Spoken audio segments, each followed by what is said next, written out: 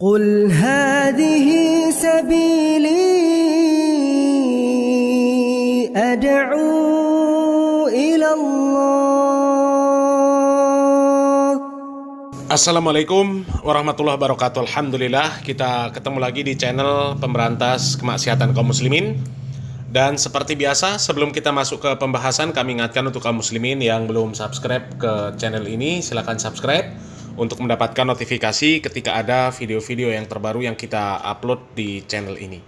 Dan untuk yang sudah subscribe, kami ucapkan jazakumullahu khairan katsirah. Dan kaum muslimin, kita kembali membahas tentang gedabrusan para kabib Ba'alawi. Ba'alawi itu ceramahnya kalau nggak jualan nasab ya jualan karomah. Ya, kalau nggak jualan karomah ya nyebar doktrin-doktrin yang sesat dan menyesatkan, yang tujuannya supaya para mukibin mengkultuskan Ba'alawi, ya, supaya Ba'alawi ini dianggap sebagai orang yang paling suci, orang yang pasti masuk surga, bahkan bisa memasukkan surga siapa saja yang cinta sama Ba'alawi, ya. Sehingga para mukibin berharap bisa masuk surga karena cinta sama Ba'alawi, bukan karena beramal soleh. Karena memang Ba'alawi yang menyebarkan doktrin-doktrin yang seperti itu. Yang penting cinta sama Ba'alawi bisa masuk surga tanpa hisab. Di video sebelumnya ya ada komentar. Ya, coba kita baca komentarnya ya. Bang, kamu kok semangat sekali bahas Ba'alawi ya. Setahu saya, Ba'alawi itu tidak pernah korupsi dan tidak pernah mengedarkan narkoboy.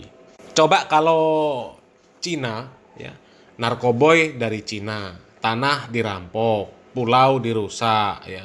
Kalau kamu paham, tolong dibahas itu daripada sedikit-sedikit Ba'alawi ya. Ya, kita bahas Ba'alawi karena bahayanya Ba'alawi ya lebih bahaya daripada korupsi ya. Lebih bahaya daripada koruptor kalau Ba'alawi ya. Lebih bahaya daripada penyebar narkoboy ya. Itu dosa besar, betul ya. Tapi kalau Ba'alawi perusak Islam, jadi lebih bahaya Ba'alawi daripada mereka ya. Dan yang terjebak korupsi, terjebak narkoboy itu nggak sebanyak yang terjebak oleh Ba'alawi ya. Yang terjebak Ba'alawi banyak sekali ya. Coba saja bandingkan berapa jumlah koruptor, berapa jumlah orang yang ya, terjebak narkoboy, dan berapa jumlah mukibin Ba'alawi.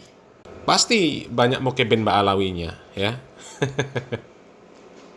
Dan yang paling rusak ya, Ba'alawi itu mengajarkan seseorang untuk bertawakal bukan kepada Allah tapi kepada Ba'alawi. Itu kan kesyirikan luar biasa. Dan Allah Subhanahu wa taala mengatakan inna syirka la dzulmun azim. Kesyirikan itu kezoliman yang paling besar.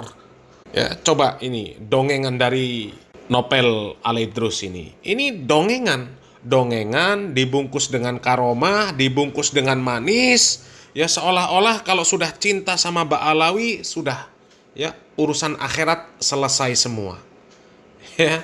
Itu apa nggak sesat menyesatkan? Coba simak dongengan dari Nopel Al-Idrus ini. Kisah nyata akhir zaman ketika salah satu pelayan di pondok pesantren Darul Mustofanya Habib Umar bin Hafid tempo dulu, zaman-zaman awal itu ya, saya dengar ceramah ini dari Habib Umar zaman dulu. Salah satu pelayannya meninggal dunia. Lah malamnya itu sesama pelayan yang teman satu kamar mimpi ya pemirsa, mimpi. Jangan diremehkan mimpi. Nabi Yusuf itu semua riwayat hidupnya dalam mimpi. Ya kalau mimpinya Nabi ya nggak bisa disamakan dengan mimpinya mukibin.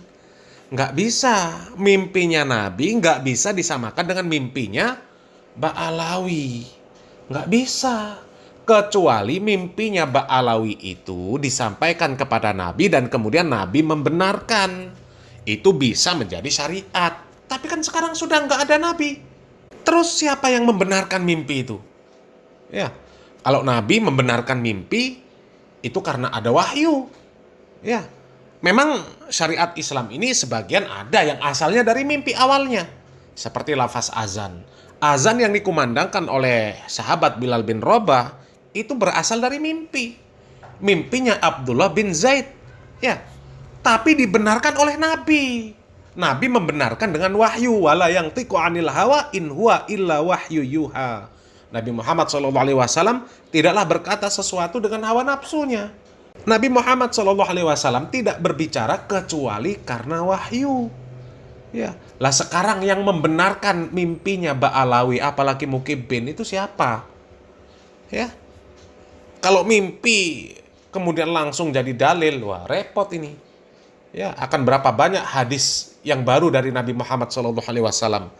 Ya, ada Ba'alawi yang mimpi ketemu Nabi, kemudian dikasih hadis. Ya, man mata fi batni qahwa dakhalal jannah. Barang siapa yang mati, ya kemudian di dalam perutnya ada kopi, ya dakhalal jannah, maka dia masuk surga. Wah, ini saya setiap hari ngopi. Kalaupun nggak setiap hari, ya hampir setiap hari ngopi. Ya, ini kan ngawur. Nanti lama-lama ada hadis dari Nabi yang mengatakan makan nasi, ya barang siapa yang mati di perutnya ada nasi, dakhalal jannah juga. Ya, jadi nggak semua mimpi jadi dalil gitu loh ya. Kalau semua mimpi jadi dalil ya repot. Mbak Alawi ngaku mimpi semua, mimpi ketemu Nabi tiap hari ya, setiap malam setiap hari Nabi menyampaikan hadis yang baru. Udah ya, syariat Islam rusak sudah. Hadis-hadis lama nggak dipakai lagi, hadis yang terbaru dari Mbak Alawi tanpa sanad ya, karena langsung dari Nabi. Ya Allah, ya coba kita lanjut videonya kaum muslimin. Ya, Nabi Yusuf itu semua riwayat hidupnya adalah mimpi. Mukjizatnya Nabi Yusuf takwil mimpi. Jadi kalau ada kiai, habib, ustadz cerita mimpi yang sahih, kamu mengatakan mimpi kok dibuat dalil. Al-Quran tuh pakai mimpi jadi dalil. Imam Bukhari menjadikan mimpi sebagai sesuatu yang penting sehingga dimasukkan di dalam Sahih Bukhari. Nabi SAW bersabda, ru'yatul mu'min, mimpi seorang mukmin 1/46 bagian dari kenabian. Jadi kalau ada kiai, habib, ustadz cerita mimpi, kamu meremehkan syariat Islam. Ngeri. Ya, sebelum diremehkan tak dalil sih. Mimpi, biar mantap. Oh, berarti mimpinya orang soleh, mimpinya ulama itu penting. Nah, dalam mimpinya tadi ketemu sama temennya yang Al-Baturu tadi ya, khodim ini. Kelasnya kelas khodim, bukan kiai, habib, ustadz, guru, ajengan, bukan syekh, khadim, bagian ngepel, bagian nyetrika, bagian nyuci, bagian masak ini di pondok itu. Dilihat kok pakaiannya ulama di alam mimpi itu, pakaiannya raja-raja, jubah-jubah yang indah-indah luar biasa. Ya bingung toh ya, cek ganteng nih koncoku nih ya, kok bagus betul. Maka ditanya, apa yang kamu dapatkan di alam sana? Jawabannya tambah nggak jawab. Jawabannya itu perintah dulu. Kamu lanjutkan jadi pelayan di pondok ini. Kenapa begitu? Karena sejak saya meninggal sampai hari ini nggak ketemu mungkar nakir. Lah kok iso? Iya, ketika jenazah saya diletakkan di masjid untuk disolatkan. Santri-santri yang nyantri di pondok ini itu kan leluhurnya banyak yang keturunan Nabi Muhammad SAW. Guru-guru yang ngajar leluhurnya juga keturunan Nabi Muhammad SAW. Maka begitu saya ini mau disolatkan, maka leluhurnya santri-santri yang di sini dan leluhurnya guru-guru yang di sini yang sudah meninggal dunia, semuanya rohnya datang menyolatkan saya. Karena saya ngewangi gampang anak cucunya belajar dan mengajar. Dah ya, ini ngedabrusnya Nopel Alaidrus ya. Bisa kita tangkap inti dari ceritanya Nopel Alaidrus ini ya, supaya orang-orang itu mengabdi sama Ba'alawi. Supaya apa? Kalau sudah ngabdi sama Ba'alawi, urusan akhirat selesai. Ya. Kalau mati nggak ditanya sama mungkar nakir, nggak ketemu sama mungkar nakir, sudah selesai, aman urusan. Karena apa? Karena sudah memudahkan urusan anak cucu Nabi Muhammad SAW.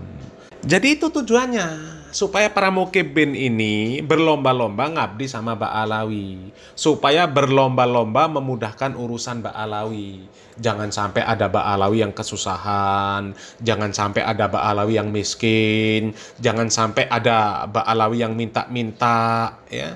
Kalau ada Ba'alawi minta, jangan sampai nggak ada yang ngasih. Ya tujuannya begitu ya. Ini persis dengan dongengan dari si Jindan ya, penggemar perempuan itu ya. Coba ya kita lihat video dari Jindan ya, di mana dia mendongeng, dan dongengan ini tujuannya juga sama, supaya Mukibin ini ya totalitas cintanya sama Mbak Alawi ya. Coba kita lihat videonya. Ada muridnya Habib Salim Jindan namanya Abdurrahman. Ini Bang Maman, kalau kita panggil Bang Maman. Bang Maman ini sholatnya berantakan. Bang Maman ini maksiatnya luar biasa. Ibadah kocar kacir. Tapi cinta banget sama Habib Salim Jindan. Sampai-sampai beliau itu kalau dia jualan ubi rebus, kacang rebus tengah malam tuh pakai gerobak, jualan dia. Mangkal, jualan makanan-makanan. Tuh kadang-kadang Habib Salim Jindan hampir setiap malam ngegodain dia. Datang, "Man, lo dagang?" "Iya, Beb." "Bungkus semuanya, Man, bawa ke rumah." "Iya, Beb." Dibungkus semuanya, nggak komplain. Kadang orang zaman sekarang ada bilang penglaris. Jadi kalau habis buka belum ada yang beli, pamali mau ngasih-ngasih gratis. Katanya kena sial. Itu mitos. Lihat didikan Habib Salim Jindan. "Man, baru buka lo, Man." "Iya, Beb." "Bungkus semua, bawa ke rumah." Bukan hanya dibungkus, dianterin ke rumah Habib Salim Jindan. Itu hampir setiap malam. Jadi baru buka, nggak jadi buka, tutup lagi. Orang habis diborong sama Habib Salim, diminta. Itu hampir setiap malam. Hingga akhirnya apa yang terjadi? Gak lama Maman meninggal. Habib Salim Jindan dikabarin sama muridnya, "Beb, Maman meninggal." "Innalillahi." "Sianto, orang baik," kata Habib Salim. "Sekarang lagi diapain jenazahnya?" "Lagi pengen dibungkus, Beb." "Ya udah, nanti kalau pengen dibungkus mukanya jangan ditutup dulu, tungguin gue datang." Ini bahasa Betawi nih. Datang Habib Salim Jindan, ngelihat itu jenazah tuh, pengen dibungkus, pengen ditutup kain kafannya. Beliau ambil kertas kecil, kotak kecil, beliau tulis. Ada yang ditulis sama beliau, ditaruh di bawah kepalanya si jenazah. Deh, tutup. Sebelum ditutup, habis beliau tulis, ditaruh ke kertas, beliau bilang, "Man, gue tahu lo ibadahnya berantakan, tapi lo cinta sama zuriat Nabi Muhammad, ikhlas dari dalam hati. Nanti kalau malaikat munkar nakir datang nanya pertanyaan kubur, jangan lo jawab, Man. Lo kasih surat dari gue, lo masuk surga tanpa hisap." Loh, ya toh?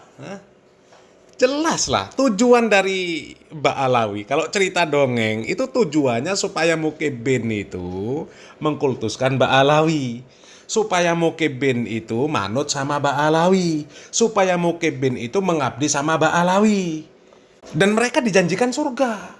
Pokoknya kalau sudah manut sama Mbak Alawi, mengabdi sama Mbak Alawi, baik sama Mbak Alawi, masuk surga tanpa hisap, meskipun ibadahnya berantakan, meskipun tukang maksiat. Dan yang seperti itu banyak diimpikan orang.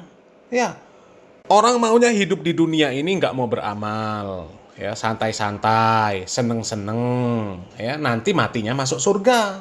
Kalau bisa tanpa hisap, ya. Makanya dulu muncul perkataan, ya, muda poya-poya, ya, tua kaya raya, mati masuk surga. Ya, dulu ada perkataan-perkataan yang seperti itu, ya. Dan akhirnya Mbak Alawi memberikan solusi. Bisa kalian itu, ya, mudanya poya-poya, tuanya kaya raya, matinya masuk surga. Bisa. Caranya gimana? Caranya ngabdi sama Mbak Alawi. Pokoknya kalau sudah ngabdi sama Mbak Alawi, ya, royal sama Mbak Alawi, ya tenang saja. Kalian masuk surga tanpa hisap. Ini kan merusak syariat Islam, kaum muslimin. Merusak syariat Islam. Gak ada cara seperti itu yang diajarkan oleh Nabi Muhammad SAW. Ya. Kalau pengen masuk surga, ya beramal soleh. Kalau nggak beramal soleh, percuma. Mau cinta sama Nabi, cinta sama Allah sekalipun, kalau nggak beramal soleh, nggak akan bisa masuk surga. Ya. Cinta sama Allah, cinta sama Nabi itu perlu pembuktian. Pembuktiannya bagaimana? Dengan beramal soleh. Yang pertama kerjakan yang wajib-wajib, ditambah yang sunnah-sunnah. Ya kan seperti itu.